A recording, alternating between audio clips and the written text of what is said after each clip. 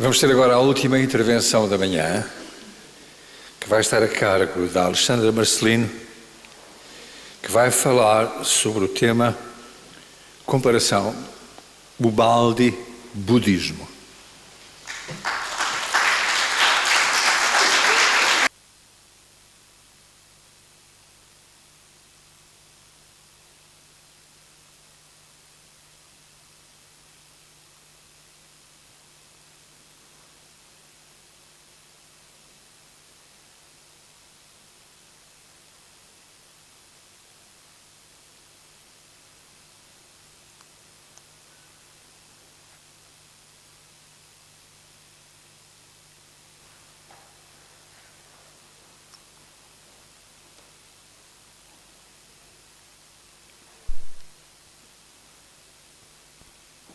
Acho que não é preciso aqui. Não. Bom dia a todos.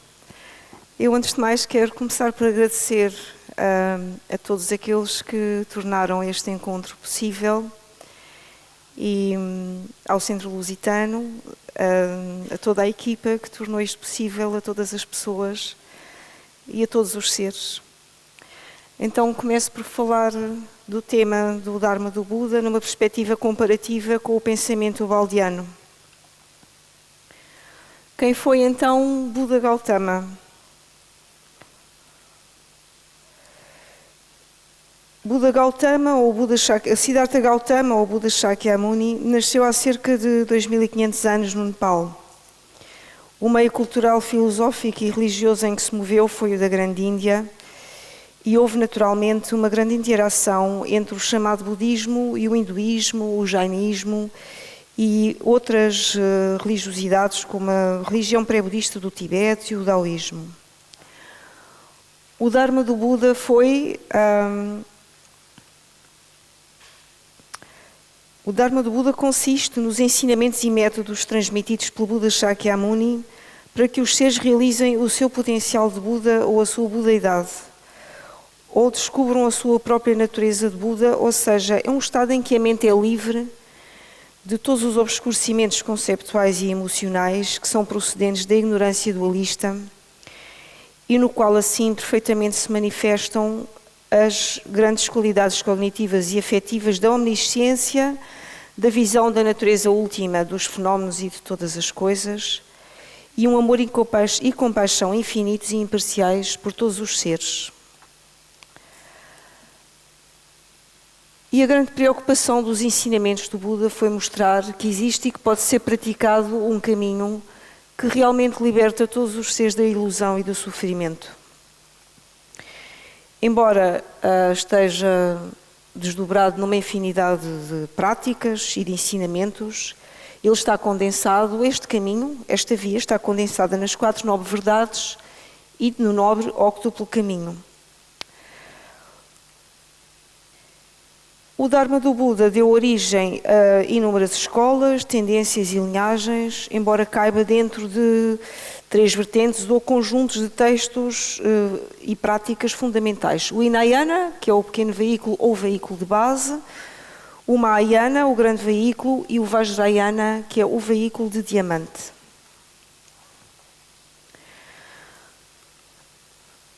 O Buda Gautama não deixou nada escrito. Há, no entanto, uma quantidade extraordinária de textos, os sutras, shastras e tantras, onde se reuniram os seus discursos e os seus ensinamentos. E as diversas escolas desenvolveram inúmeras questões filosóficas, cosmológicas, psicológicas, sobre os diferentes estados da existência, tanto no mundo físico ou da forma, como em mundos suprafísicos ou não físicos, e uma imensidade de práticas espirituais que deram origem a uma quantidade assombrosa de literatura e de ensinamentos, e também de ensinamentos mais secretos, apenas transmitidos de mestre a discípulo. Então, as 4 nobres verdades que foram ensinadas por Buda no Sermão de Benares, que é considerado o discurso fundador do budismo histórico, quais são elas? A primeira nobre verdade é a verdade da existência do sofrimento. A verdade acerca da existência do sofrimento. Que alívio! Buda não negou a existência do sofrimento. Buda confirmou a existência do sofrimento Dukkha, que é uma palavra que, embora seja habitualmente traduzida por sofrimento, tem um significado bastante mais amplo. Implica insatisfação, mal-estar, frustração, imperfeição, insubstancialidade, impermanência de todas as coisas ou experiências condicionadas, incluindo a experiência do apego à ideia de uma identidade própria, ou de um eu, naquilo que são os 5 agregados psicossensoriais impermanentes e interdependentes. E nesta perspectiva, os 5 agregados, ou skandhas, são a forma física, as sensações, as percepções, as formações mentais e a consciência, aqui no sentido de consciência dualista. Esta, portanto, é a primeira nobre verdade, a verdade da existência do sofrimento. A segunda nobre verdade é a da origem ou causa do sofrimento. E, na verdade, a causa ou origem de dukkha é o desejo ávido de fruição, que radica na ignorância, no sentido de avidya ou não visão, no sentido do desconhecimento da natureza última da mente e dos fenómenos. Desconhecimento esse que gera a percepção de uma separação e dualidade entre o eu e o mundo, entre o sujeito e o objeto, entre o eu e o outro, a crença na sua realidade substancial e intrínseca, e isso leva precisamente ao desejo apego possessivo e, ao seu contrário, à aversão, ou seja, apega num eu independente e aversão a tudo aquilo que o possa ameaçar. A terceira nobre verdade é a verdade da cessação do sofrimento. Ou seja, é possível a cessação de dukkha pela abolição das suas causas. E como é que isso se faz? Há um caminho que conduz à cessação de dukkha, e esse caminho é o nobre octuplo caminho, mas que na verdade se condensa em 3 aspectos fundamentais. A ética, no sentido de respeito pela lei da interdependência e pelo princípio da não violência, e que se traduz, portanto, na premência de não prejudicar nenhum ser vivo e de fazer tudo para o bem de todos. A prática da meditação, que visa libertar a mente da agitação conceptual e emocional em que habitualmente se encontra imersa e que é causada pela visão dualista, pelo desejo apego possessivo e pela aversão, desenvolvendo-se uma atenção concentrada, calma e pacífica. Portanto, eu estou a falar do nobre octuplo caminho numa perspectiva condensada em 3 aspectos fundamentais. E, por fim, o último aspecto, a sabedoria-compaixão, que daí naturalmente emerge, ou seja, o conhecimento direto da natureza última das coisas, que é a ausência da existência inerente em si e por si, dual e substancial, do eu e de todas as coisas. Shunyata, ou a vacuidade de todos os fenómenos, de que já aqui amplamente se falou, ou seja, a visão penetrante que apreende Shunyata, a vacuidade de todos os fenómenos, e a compaixão e a bondade em que isso espontaneamente se manifesta. Colocando-se assim, e naturalmente, a vida ao serviço do bem e da libertação de todos os seres, de todas as ilusões e males que os atormentam. Esta sabedoria, no seu sentido absoluto, coincide com a extinção, ou nirvana em sânscrito, indicada na terceira nobre verdade. Então, vemos assim de uma forma muito resumida como é que o caminho octuplo conduz à cessação do sofrimento. E perguntar-se-á agora, porventura, o que é que tem de nobre a verdade do sofrimento? O que é que isto tem de nobre?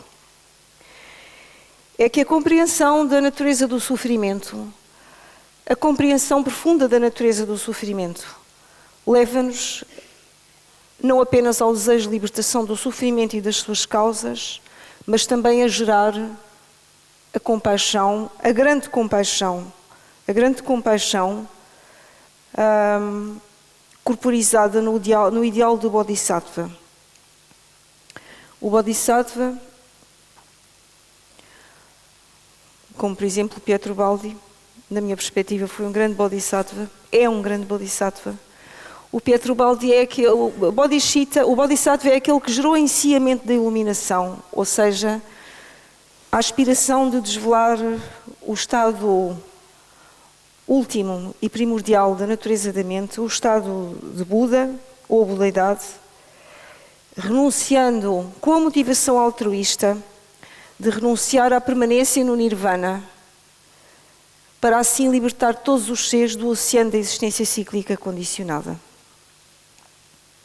O estado de Buda, portanto, é um estado em que se procura desvelar neste caminho e que é livre de todos os véus conceptuais e emocionais e no qual naturalmente se manifestam a omnisciência, a visão da natureza última das coisas e naturalmente e espontaneamente um amor e uma compaixão infinitos e universais.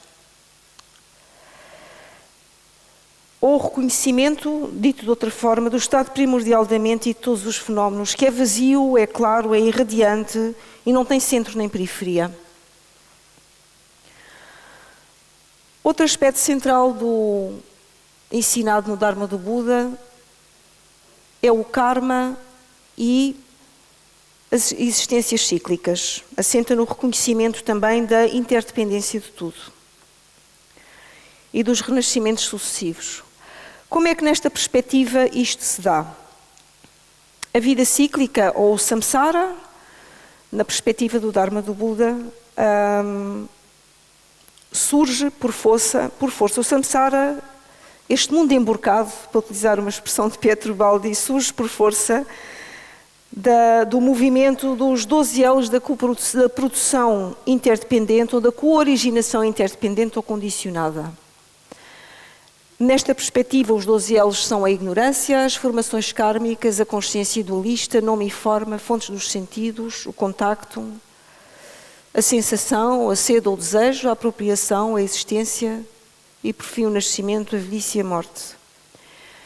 É, portanto, pela ignorância da vacuidade ou da nossa natureza profunda, que é o primeiro elo, que se produzem as formas kármicas e é por ela que se produz a consciência dualista, que é propulsionada de experiência em experiência e de existência em existência. Cessando a ignorância, cessam as formas kármicas e cessando estas, cessam a consciência dualista e assim sucessivamente até à cessação do nascimento e do renascimento. Isto está muito resumido. O Dharma do Buda tem um estudo muito aprofundado sobre a cooriginação interdependente e todos estes temas que não temos tempo para aprofundar aqui. E, na verdade, é o não reconhecimento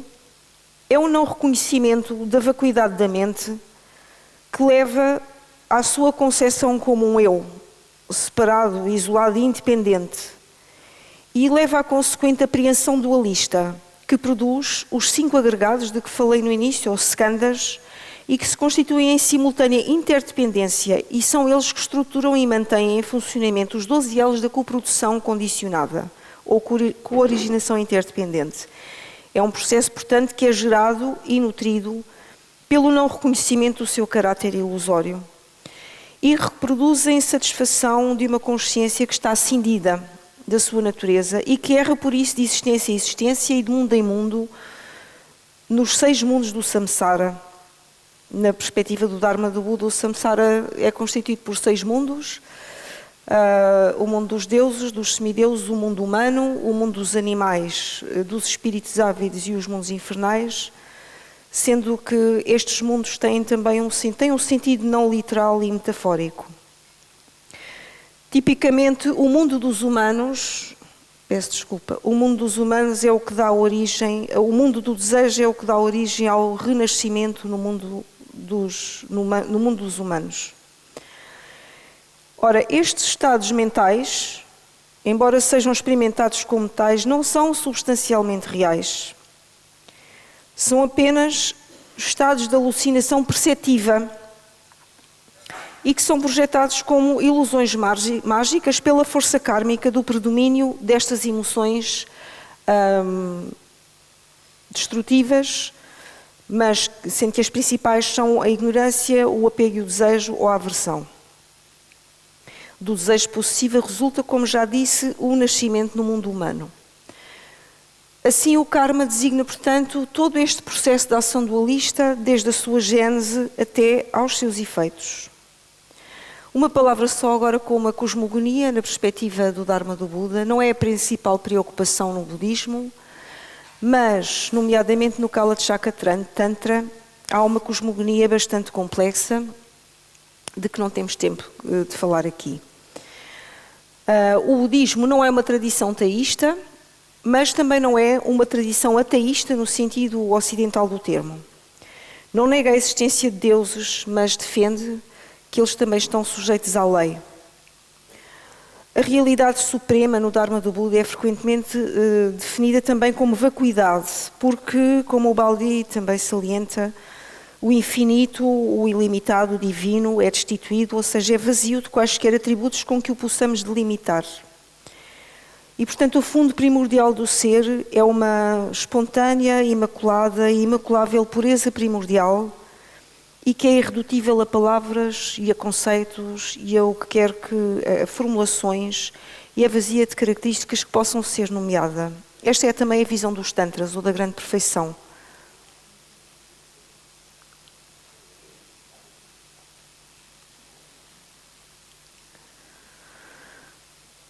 Designa também, é uma outra palavra para designar a natureza de Buda, enquanto algo que não é uma entidade e que é indestrutível, é omnipresente, é omnipenetrante, é luminosa, no sentido de ter uma possibilidade de cognição clara e não dual, e é dotada de inteligência e de compaixão ilimitadas. Esta é a nossa natureza verdadeira e real.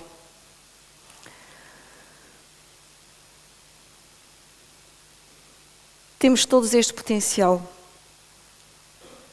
Temos todos esta semente.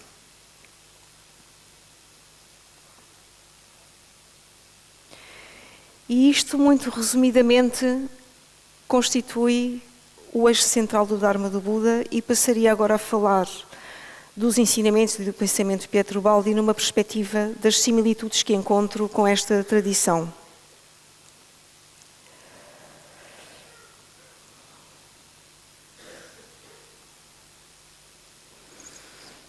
A obra do Pietro Baldi foi produzida entre 1931 e 72, ficou consubstanciada em 24 livros, é simultaneamente filosófica, religiosa, científica, como já vimos aqui, como temos vindo a ver ao longo destes 2 dias.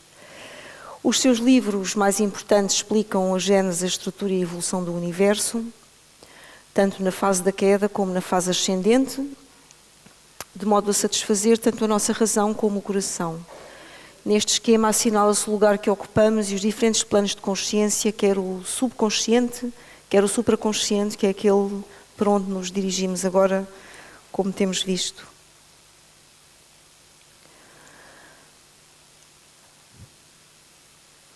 A primeira nobre verdade do budismo, a existência da dor, de dukkha ou da imperfeição, é um aspecto que está realmente muito presente na obra do Pietro Baldi.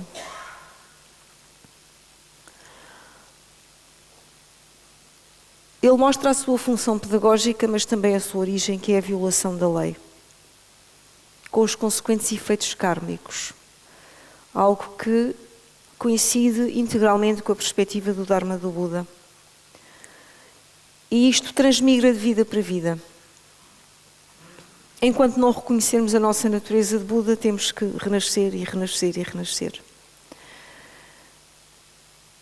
Em ambos os ensinamentos se diz que o separatismo ou a dualidade que resultam da ignorância ou da ilusão, ao causarem desvios na nossa natureza luminosa e primordial, são as causas da dor e de todo o mal e imperfeição que existem no mundo.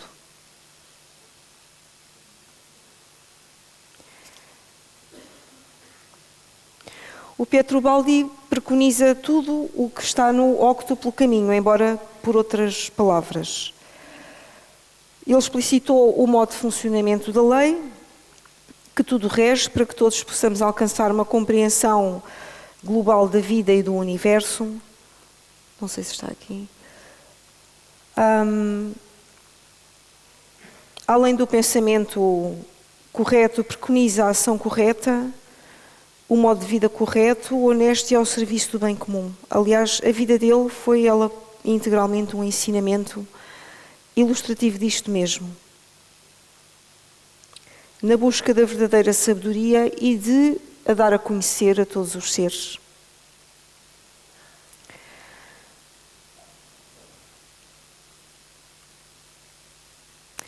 Relativamente à cosmogonia, o Pietro Baldi, como sabemos, tem uma exposição magnífica sobre a cosmogonia, nos livros aqui indicados, tratando primeiramente da fase evolutiva deste universo,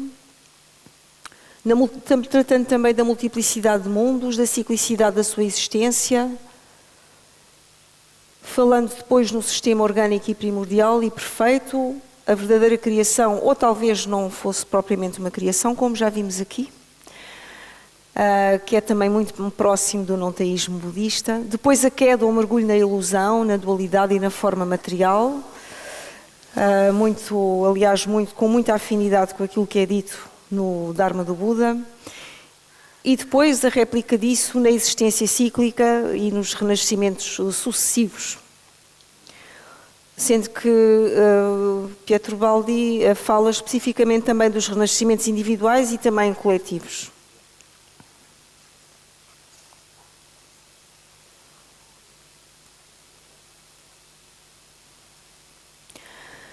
Noutras ideias de que vou passar a falar, muito rapidamente, vislumbramos também grandes afinidades, em especial no modo de expressar a experiência do incondicionado.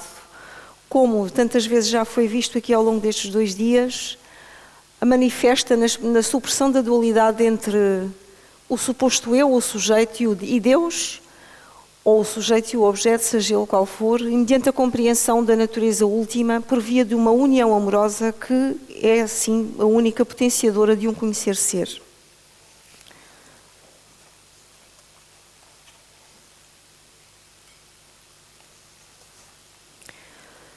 Na interdependência ou entre ser de todas as coisas. Esta ideia perpassa toda a obra ubaldiana. Como vemos em Problemas do Futuro, tudo é ligado no universo.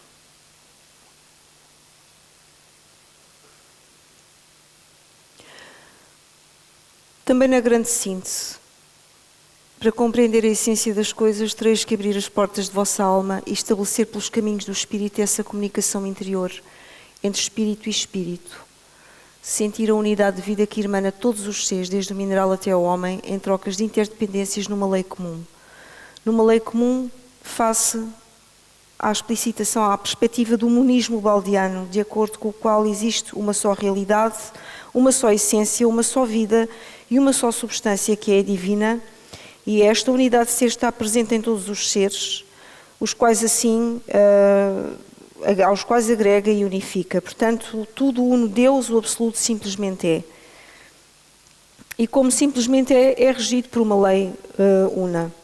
Esta concepção monista e unitária está realmente também muito próxima de concepções como as da Índia, nomeadamente a Vedanta Advaita e o budismo.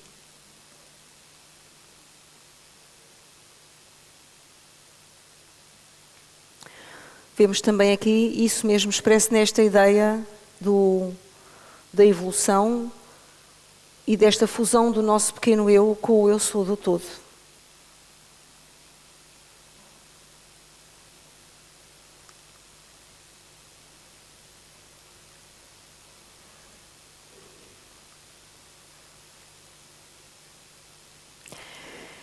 Esta mesma ideia é expressa por Nagarjuna. O que é a natureza própria do Tathagata é também a natureza própria deste universo. Tathagata aqui é uma expressão equivalente a Buda, o desperto.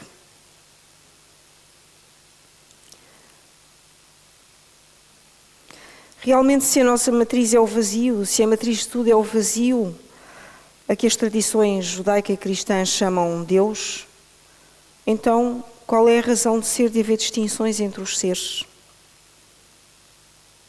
Não faz sentido estabelecer fronteiras e divisões onde elas, na verdade, não existem. O cosmos é um corpo vivo e, nesta perspectiva, amor e compaixão incondicional manifestam-se espontaneamente, porque todos aspiramos precisamente ao mesmo, à libertação do sofrimento. Esta ideia está magnificamente expressa também em Deus e o Universo.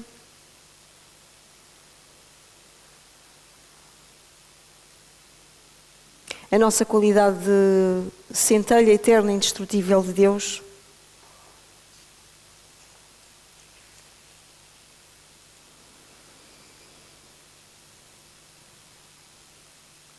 Deste monismo decorre a ideia da lei una, que pode ser encontrada em todos os níveis e manifestações do ser e, portanto, tudo nos permite compreender a sua luz.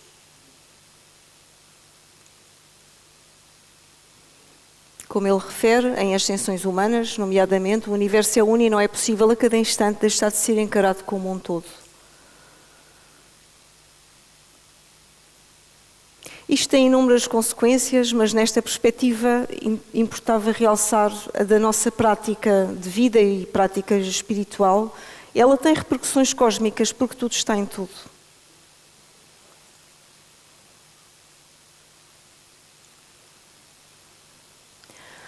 Outra ideia da obra ubaldiana, também similar com a ideia com o que é ensinado no Dharma do Buda, é a ideia da existência cíclica e da lei de causa e efeito. Ubaldi demonstra o princípio reencarnativo de muitas maneiras ao longo de toda a sua obra. Demonstra-o pela coerência com todos os restantes ensinamentos na sua obra contidos, demonstra pela justiça em termos teológicos e servindo-se de fundamentos éticos, psicológicos, biológicos, etc. E faz também uma digressão pelo budismo tibetano quando se refere às questões da existência cíclica e das vidas sucessivas. Vemos aqui em problemas atuais o fundamento social da necessidade das vidas cíclicas. Vimos para colher o fruto do que tivermos semeado previamente e vimos semear também novos frutos, novas sementes.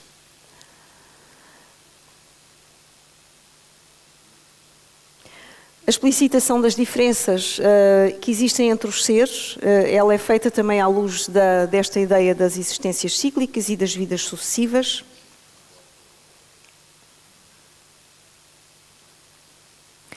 Também em ascensões humanas, o Ubaldi nos fala de retornos cíclicos que progressivamente elevam a posições sempre mais altas ao ponto de partida, seguindo as oscilações de uma onda.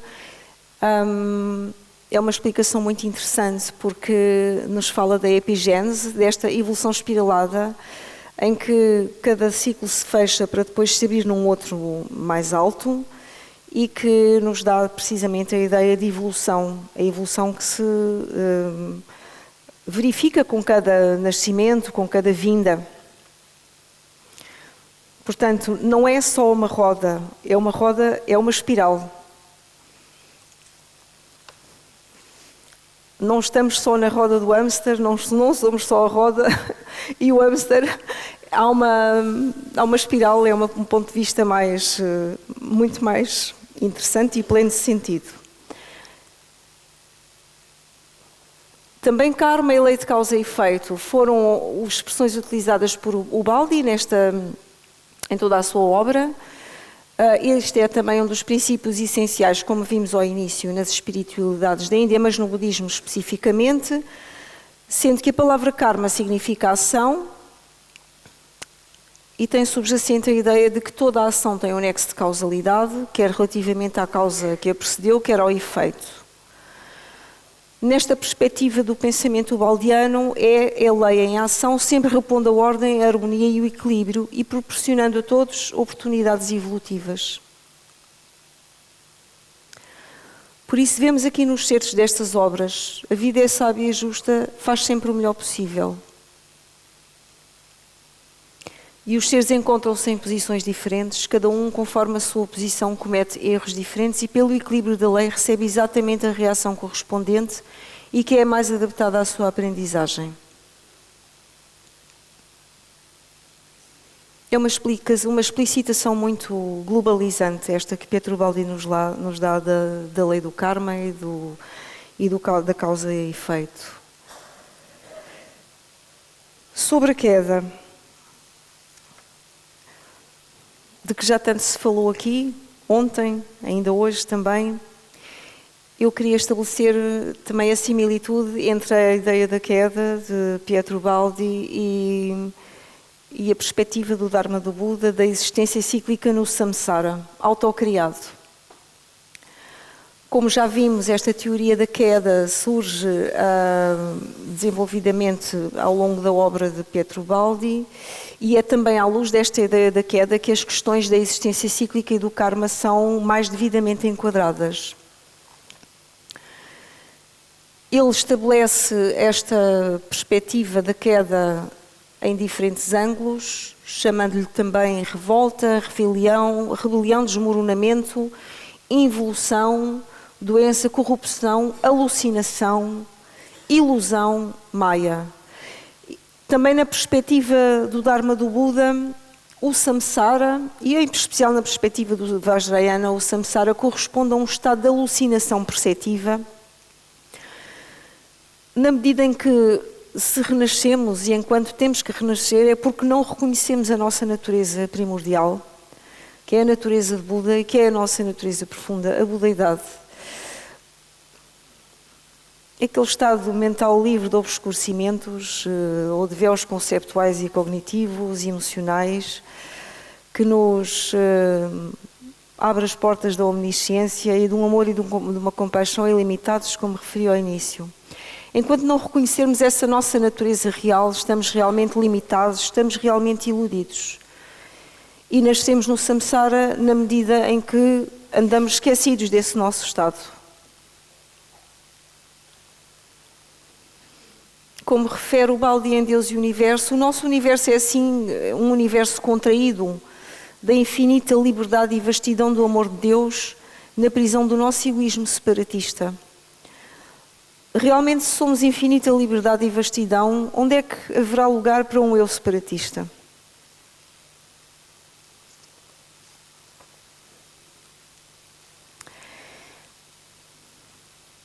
Peço desculpa. Foi realmente a ação separatista, esta ilusão separatista, condicionada de afastamento dos rebeldes para o antissistema, que pôs em funcionamento a roda do karma, da causa e efeito. Ela foi, pois, concomitante com o mergulho no samsara, na roda da existência fenomenal. No estado de absoluta perfeição, o karma não existia, porque aí reinava a plenitude. Foi na existência consciência absoluta, sem tempo, causa e efeito não existem porque coincidem, absolutamente. De algum modo, o tempo e o karma nasceram com o antissistema. O karma, com a diferenciação causa e efeito e com a necessidade de restabelecer a ordem e a harmonia infringida, nascem com a queda no antissistema. Esta separatividade e esta queda foi, portanto, o maior dos impulsos kármicos. E toda a cadeia de ações-reações começou a partir daí. Claro que o regresso ao sistema, à perfeição e à unidade divina significam a libertação do karma. Analogamente, o reconhecimento da nossa budeidade significa isso mesmo. Não me vou alongar muito mais, acabei de saber que não tenho tempo, não temos mais tempo. Só uma referência muito rápida a Cristo na perspectiva baldiana. Como sabemos, é centrada em Cristo, a obra e também toda a vida de Pietro Baldi, mas de que Cristo é que nos falou o Baldi? Parece que nos falou num Cristo cósmico e não na figura do Cristo Jesus. Vejamos, nas nures, não o Cristo reduzido à imagem humana, mas um Cristo real, cósmico, um espírito radiante, centro de atração espiritual em torno do qual gravitam os mundos. Cristo cósmico, imensamente maior que o Cristo histórico. Um Cristo como centro de emanação, fonte de revelação, corrente de pensamento sempre presente e que governa o mundo. E é precisamente a consciência expandida da ascese mística que alcança e toca progressivamente um Cristo sempre mais interior, penetrando na sua profundidade, um Cristo sempre mais real e imaterial.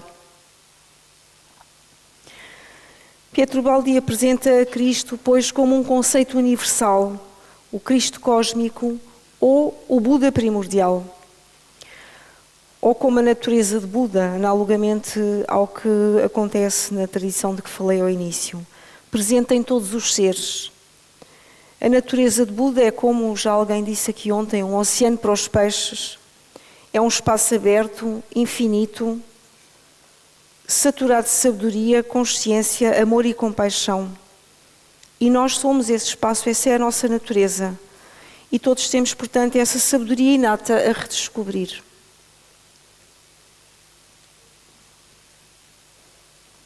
Deus não se atinge senão amando o próximo. E se agredirmos e detestarmos, ainda que seja em nome de uma fé, estamos nos distanciando dele. Acima das diferentes formas religiosas está a substância da verdadeira religião de Deus, que só pode ser única.